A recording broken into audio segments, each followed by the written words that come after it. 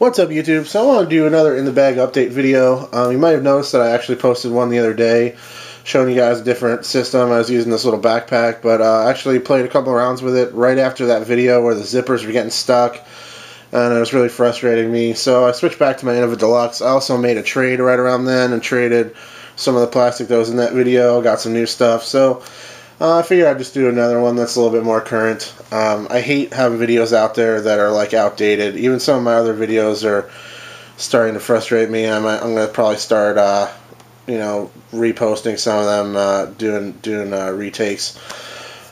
Still throwing a lot of magnets. This is my oldest disc, my favorite disc by far. It's just a regular soft magnet, Pro D. I've had it for a few years now. Or I've had it for a bunch of years now, actually, since I started playing. Fantastic disc. It's my main putter. I also really like it for approaches and short drives, especially like little touch downhill drives or drives where I need to hit a gap in the woods and stuff like that. Really trustworthy disc. Fantastic. Just straight flyer. I can also get it to turn real easy if I try, and if I throw it up on a soft hyzer, I can get it to float in. Beautiful disc. This guy is around 175, or no, it's around 170 rather.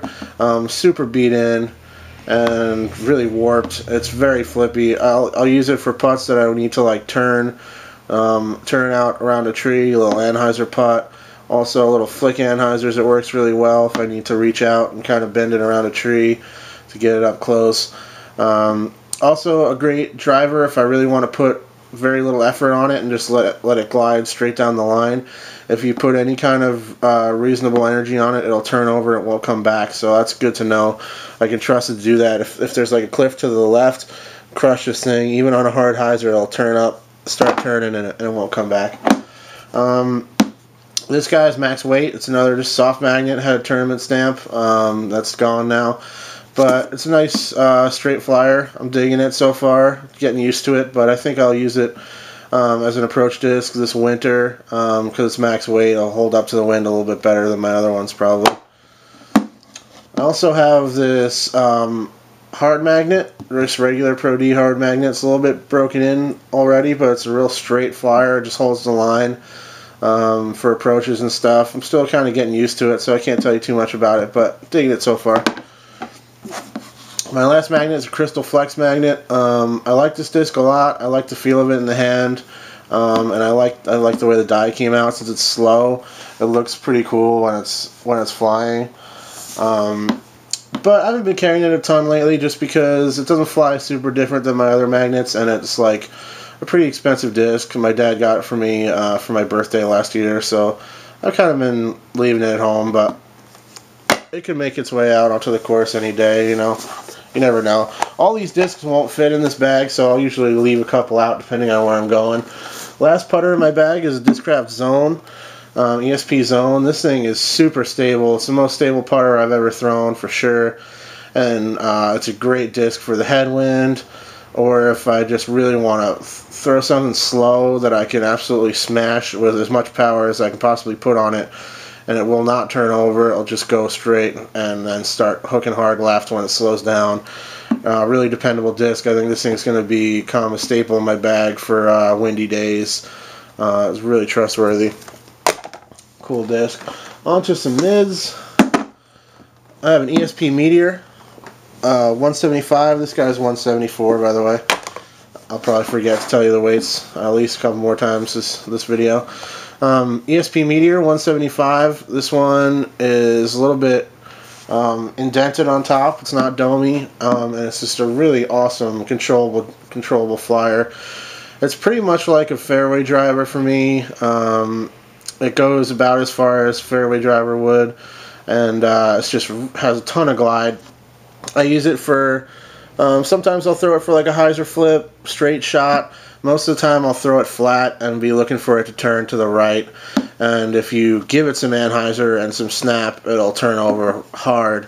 So it's really mostly used for left to right shots for me, but it'll also stand up and fly a really smooth hyzer route if you throw it on a hard hyzer without too much power.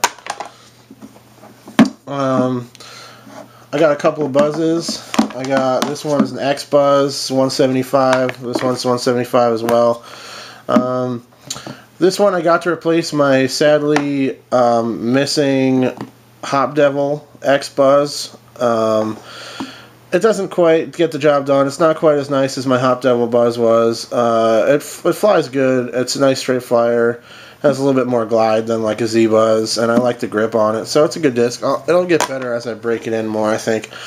This Flex Buzz is much more stable than the X, and basically I throw it more for like smooth hyzers, mid-range hyzers is what I use it for, and maybe if there's a slight headwind, it'll do a pretty good job for that too. Finally, I have a drone, Pro D drone. This one's like 172. Great flyer. It actually goes pretty far. Seems to have some good glide for an overstable mid. I like the kind of old school rim design. Hopefully you can see that. It kind of rips out of the hand well, and it ends up getting, you know, pretty easy to put snap on it. Definitely a sweet disc.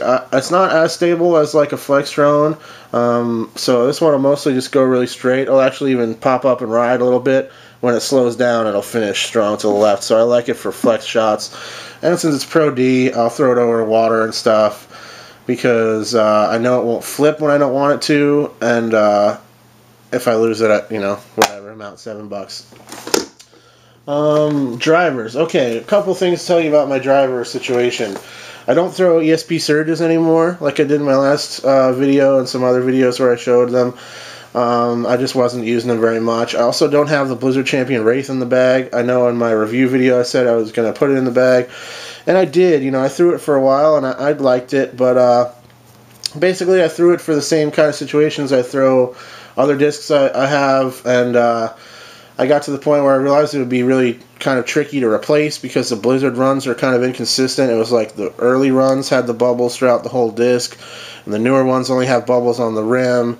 So in order to replace that one, which I actually liked, I'd have to go and seek out one that's just like it, and it's just too much hassle for me. I don't care.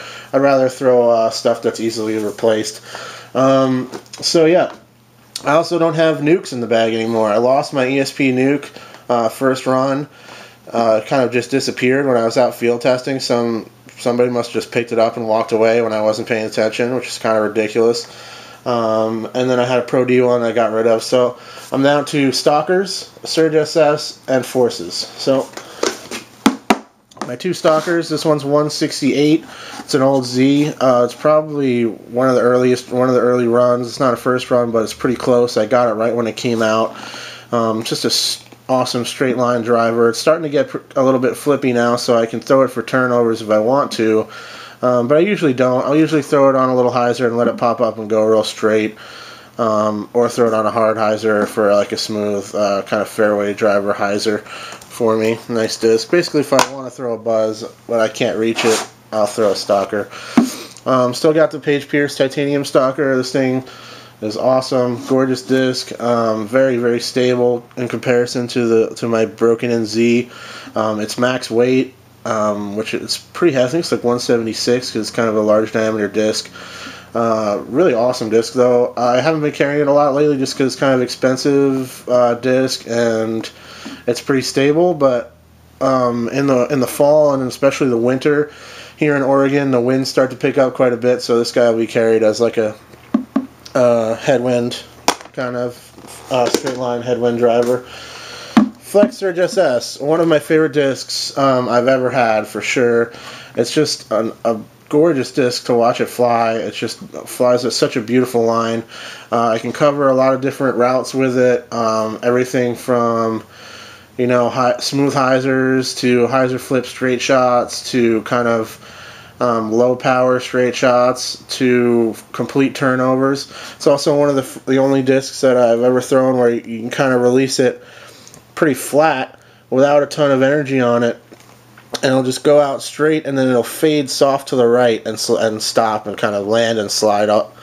One of the only discs I've ever done that'll ever do that for me, so it's really awesome for certain tunnel shots, specific instances, and also, like I said, this is my main disc for turnovers. If you throw it flat, especially if you give it a little angle, but if you throw it flat and hard, it'll turn over and it won't come back. So it's good to have at least one disc in your bag that you know you can throw that complete turnover, and it's not likely to fade out early. Hate that. It's nothing worse than trying to throw a nice turnover and it's on the line, and then it starts fading out and you're nowhere near where you want it to be. Never good. After that, I have a bunch of Forces. These have established themselves as my most dependable and consistent flyers. I throw them for just about everything else besides anything that I don't want to throw my Surge SS for. I'll be throwing one of these. My favorite ones by far are these Pro D ones. There's a number of reasons why I like them. One of the main reasons why is they hold very little sentimental and monetary value to me because they're just Pro D Forces. So if I throw one in a pond, I lose one in the woods, I don't really care. I go to the Disc Golf Depot, take another one off the shelf for $7. It flies exactly the same, and I'm back in business. They break in really fast. I don't really throw with a lot of speed, so I like a little bit broken in disc. But they break in really fast, yet they maintain usefulness throughout all levels of wear. Even when they get super beat, they're still useful, like this one. I'll go into the specifics. They're just great discs. They're super controllable, and I just love the way they fly. So they're my go-tos now. This one's 150, and it's real chewed up. You can see that major ding right there.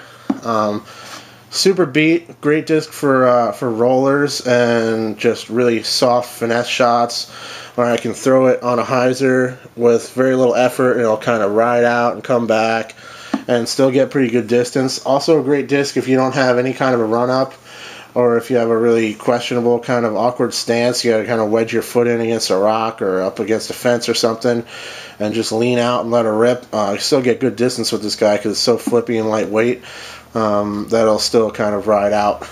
Awesome disc. And I think I said rollers. I don't throw a lot of rollers, but this thing rolls great actually. After that I have this one. It's like 168.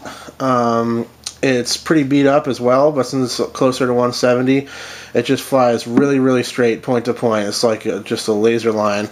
Throw this thing on a frozen rope start to finish. It doesn't really fade very much. It doesn't turn very much. Throw it flat, maybe a little hyzer, I'll just go really straight down the line. Excellent disc. This one's right around 170. It might be a little bit over 170, and it's pretty fresh, so this one is real stable still, or it's not that stable. It's not overstable, but it's stable.